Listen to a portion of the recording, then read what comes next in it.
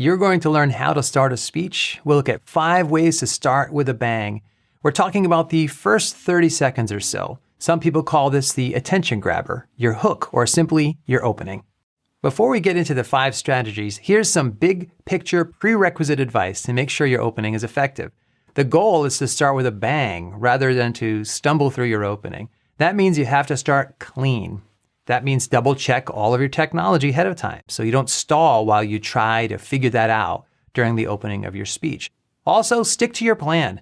Don't do anything off script or put in nervous chatter before your opening. Don't get distracted by a passing thought or something somebody said to you just a minute ago. Resist all of those last-minute temptations to add something to your opening that you didn't prepare and practice. These common missteps will cost you momentum and impact. Ideally, you avoid all of those pitfalls so it looks something like this. Somebody introduces you, people might clap a little bit to welcome you, and the moment those applause stop, you take a deep breath and you open with your hook exactly the way you planned it.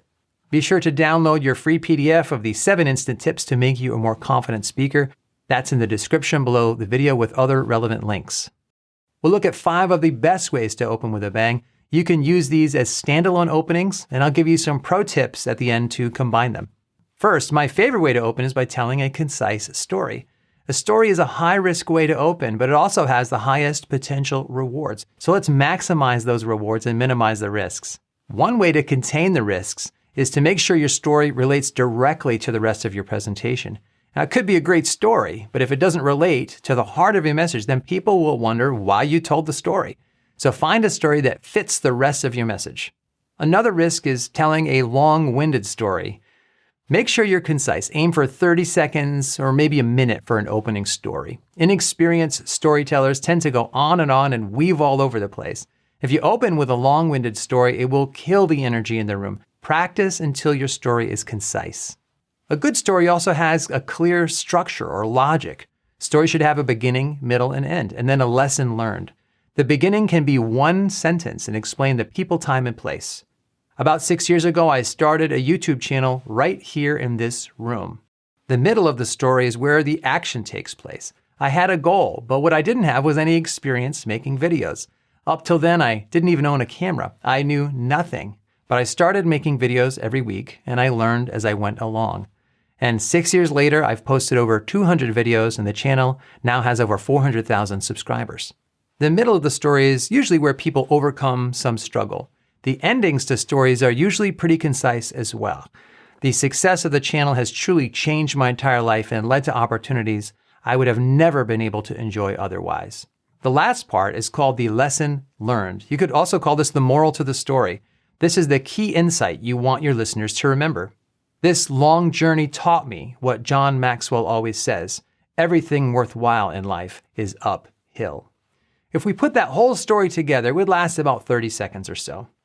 That simple structure will also keep you on track, so you land on the right spot at the end and can give the rest of your speech introduction. The best stories show some transformation or growth. That's why stories have the highest potential reward as an opening. People love stories that have that before and after quality. The second way to open a speech is by asking your audience some key questions. This is a really common way to start a speech. Some people say it's overdone, but I'll give you some tips to enhance this a bit. On the plus side, asking relevant questions can create instant engagement because it helps listeners see themselves in your presentation. I don't recommend you ask listeners to answer your questions out loud right at the beginning. That could take your presentation in the wrong direction. But ask questions that engage our minds because that will draw us into the world of your presentation in a mental conversation. Questions pique our curiosity.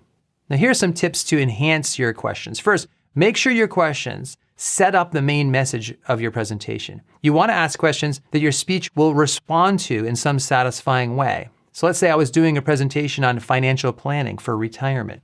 I might ask, if you could retire to a dream location, where would that be? That question can easily lead right to my main message about retirement planning. Second, enhance it more by asking 2 or 3 connected questions rather than a single question. Questions usually go by a little too quickly, so ask 2 or 3 and pause briefly in between. That will build momentum. So I'll go back and redo the first sample question and add 2 more questions with pauses. If you could retire to a dream location, where would that be? And who would be with you? And what would you be doing there together? Each question is really concise, but when you add them together, they create more engagement. Third, open by sharing a powerful quotation. Quotations are great openings because we can always find somebody who said what we're trying to say with even more impact. And the great thing about quotations is that they've already stood the test of time. If it's the kind of passage that people quote, then it will likely have a positive impact on your listeners as well. So let's say I was doing a speech about the importance of creating a big, ambitious vision for our lives and chasing our dreams, a topic that I am very fond of, by the way. I might open with a quotation like this, a quotation I mentioned a moment ago. The famous writer John Maxwell has often said, "Everything worthwhile in life is uphill." A couple of tips on using quotations. Make sure the person you are quoting actually said or wrote those words. I saw this quotation come out of John Maxwell's mouth myself, and I looked up later to double check it. You don't want to get a quote wrong or attribute it to the wrong person.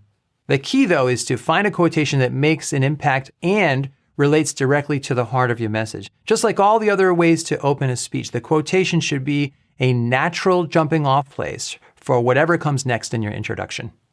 Fourth, open with an interesting fact or statistic. This works really well if you have any concrete data that's a little bit surprising. As you're preparing, you might come across a bit of information and you say to yourself, "Whoa, I didn't know that." If a statistic or fact grabs your attention like that, it will likely have a similar impact on your listeners. For example, the other day I was looking up information about getting struck by lightning because people are always using the chances of getting struck by lightning as a point of comparison. And the first statistic I found wasn't all that interesting. The chances of getting struck by lightning in any given year is about 1 in a million. So struck by lightning equals 1 in a million. Makes sense. But then I noticed another statistic that did surprise me. And here's how I might share that in a speech opening. Would it shock you to learn that according to the Centers for Disease Control, adult males account for 80% of all fatal lightning strikes? To me, that was an unexpected statistic, and I wanted to learn more. I told that to a couple of friends, and they both said, "Really?" The takeaway for you is that as you're doing your preparation research, you may find yourself surprised or wanting to know more about what you're reading.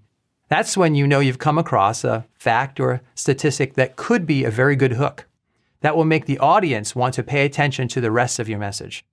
The trouble with facts and statistics as an opening is that they're quite short.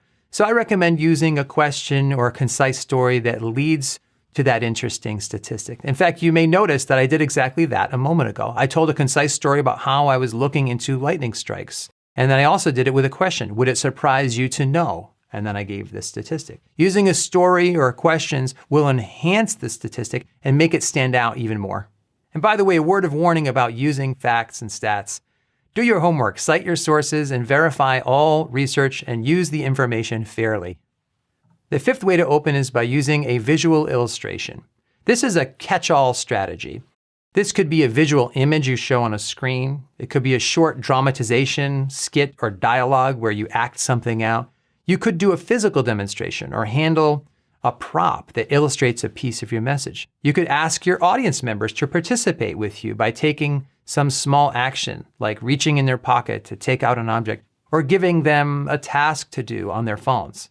On the surface, it might not seem like most speech topics lend themselves naturally to visual illustrations, but if you use a little creativity, you can make it work. I recently did a talk where I held up a king from a chess set, and I was making a point about leadership, and that enhanced the message a little bit for that moment. I've seen speakers dress up in costumes, do backflips, do a magic trick. If you have any creative streak inside you, think about how you might do something interesting or unique that visually illustrates your message. And now for some pro tips to enhance the rest of these. Pro tip number 1 is develop your opening after you've created a draft of the rest of the presentation.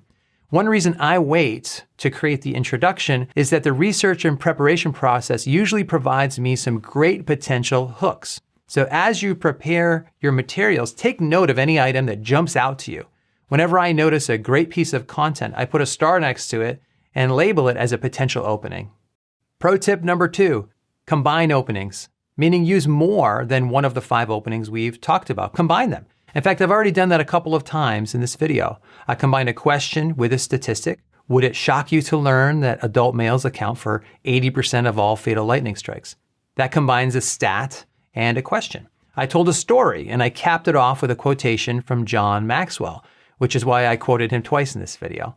All 5 of these openings can work in various combinations. Just make sure you're still communicating concisely. Aim for 30 seconds, maybe a minute attention grabber total. Remember to download the free PDF of the 7 instant tips to make you a more confident speaker. There's a link to that in the expandable description below. I also have another video on how to end a speech with impact. There's a link to that below as well. And I'd love to hear your ideas about great ways to start a speech. Tell me about that in the comments section below. Until next time, thanks, God bless, and I will see you soon.